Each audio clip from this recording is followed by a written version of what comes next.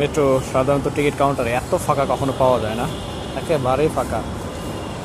কোথাও অন্যান্য সময় আসলে কোনো একটা অকেশনে আসলে দেখা যায় এদিক দিয়ে ভিড় এত পরিমাণ থাকতো যে লোকজনের সমাগমের কারণে দাঁড়ানো যাইতো না। আজকে দেখেন একেবারে পুরাই ফাঁকা। এখানে অবশ্য টাকা ওঠানোর জন্য বুথ সিস্টেমও আছে, সব ফাঁকা।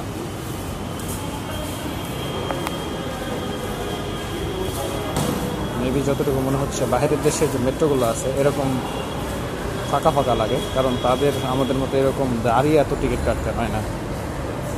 টিকিট কাউন্টার বলেন,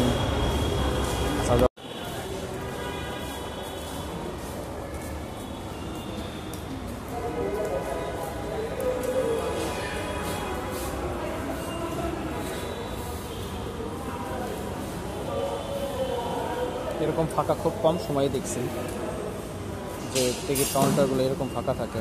এখন বাজে হচ্ছে আপনার 5:30 মতো।